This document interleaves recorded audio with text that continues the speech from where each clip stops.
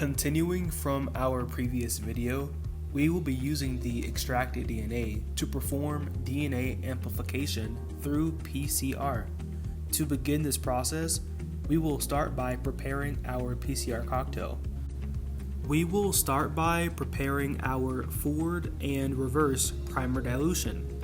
Before adding our oligonucleotides to the forward and reverse primer tube, we first need to dissolve them. Oligonucleotides are typically supplied in a dry, lyophilized form to ensure stability during storage. This necessitates their dissolution in water before use. Oligonucleotide primers are short sequences of single-stranded DNA that are designed to complement specific regions on the DNA template. In PCR, primers serve as the starting points for DNA synthesis by the DNA polymerase enzyme.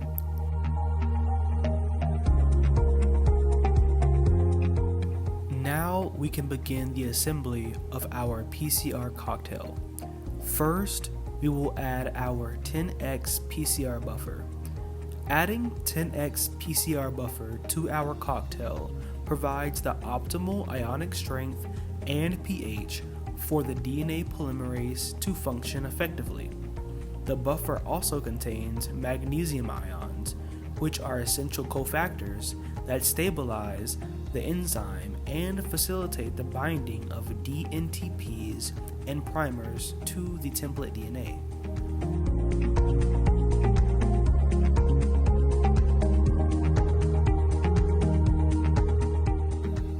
Next, we add dNTPs, or deoxynucleotide triphosphates, to our PCR cocktail. These are the building blocks of DNA. During the amplification process, the DNA polymerase uses these nucleotides to synthesize new DNA strands complementary to the template.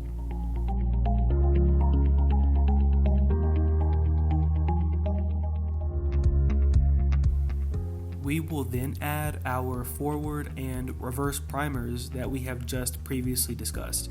Again, adding primers to the PCR cocktail is essential because the DNA polymerase enzyme cannot start synthesizing DNA on its own. It requires a free 3' hydroxyl group provided by the primers to initiate replication. Without primers, the amplification process would not occur, and the target DNA sequence would remain unchanged. Next, we add 50% glycerol to our PCR cocktail. This will help stabilize enzymes such as the DNA polymerase during storage or the reaction step.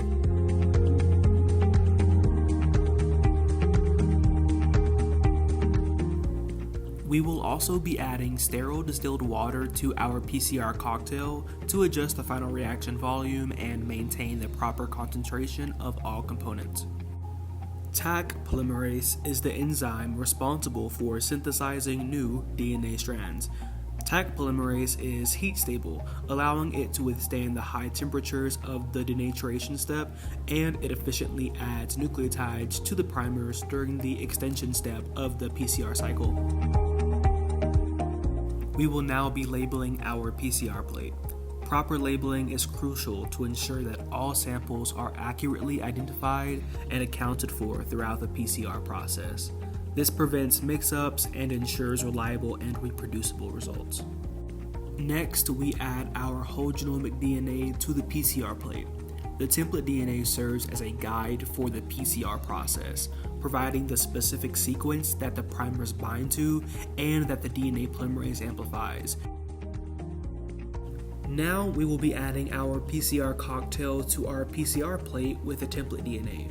The PCR cocktail contains all the essential components: primers, dNTPs, buffer, and Taq polymerase that work together to amplify the target DNA sequence using the template as a blueprint.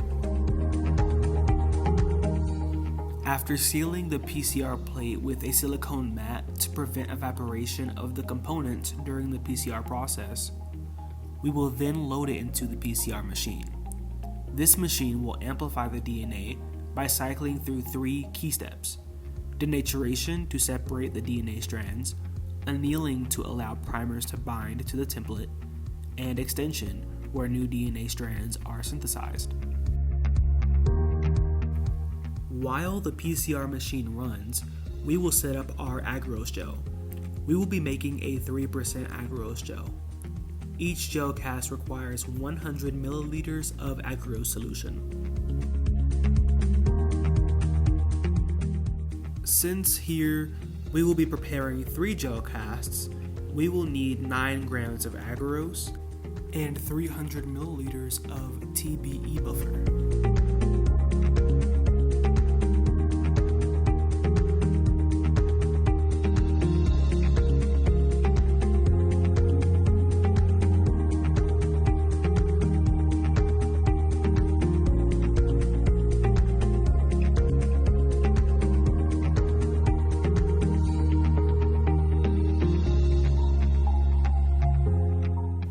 Heating this mixture in the microwave allows the agarose to dissolve completely in the buffer, creating a uniform gel solution.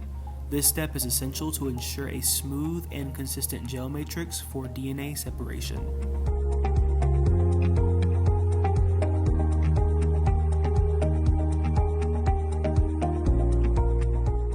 Placing the flask with the hot agarose gel on a shaker is important to cool the solution evenly and prevent the formation of air bubbles.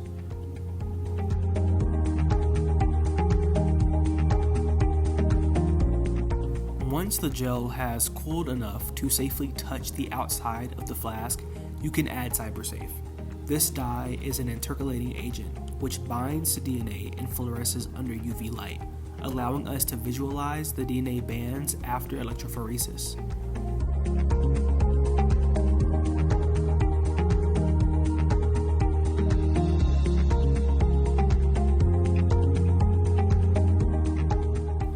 When the gel has cooled enough to be handled safely using silicone grippers, you can pour it into the casts. It's important to pour evenly, adding 100 milliliters of gel to each cast, to ensure uniform thickness for consistent DNA separation during electrophoresis. After placing the combs into the gel to create wells, cover the setup with aluminum foil. This step protects the CyberSafe from light exposure, preventing degradation and ensuring clear visualization of the DNA bands later. We can now take our plate out of the PCR machine. Next, we will pour TBE buffer into the tank, ensuring there's enough to fully submerge the gel casts containing our PCR product. The buffer conducts electricity during electrophoresis, allowing the DNA to migrate through the gel from the cathode to the anode.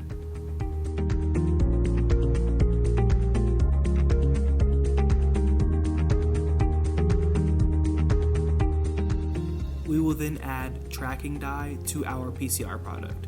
This dye helps visualize the progress of the DNA bands as they migrate through the gel matrix, ensuring accurate monitoring of the process. After filling the wells with water or TBE buffer to prevent distortion, we can carefully load our PCR product with the dye into the wells of the gel cast.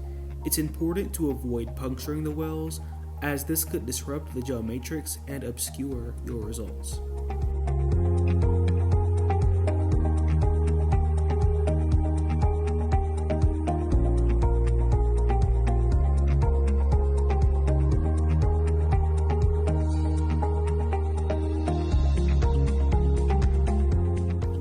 The gel matrix with the PCR product loaded into the wells is gently placed into the electrophoresis tank. The gel should be oriented so the DNA runs from the cathode to the anode, as DNA is negatively charged and naturally migrates towards the positive charge during electrophoresis. After securing the lid on the electrophoresis tank, the cables must be connected to the power supply. This ensures that a proper electrical current flows throughout the system. The voltage and runtime must be set before starting the electrophoresis. The voltage determines the speed at which the DNA migrates through the gel matrix and must be carefully optimized to ensure clear and accurate separation of DNA bands. Once the gel run is complete, the gel can be carefully removed from the tank. It is then ready to be visualized to observe the DNA bands and analyze the results. This gel is being visualized in a gel documentation system to assess the banding pattern of a population derived from a cross between F2 individuals and the cultivar Presidio, as stated in the previous video. Once the gel is placed in the documentation system, the door will be closed and a UV light will reveal the banding pattern.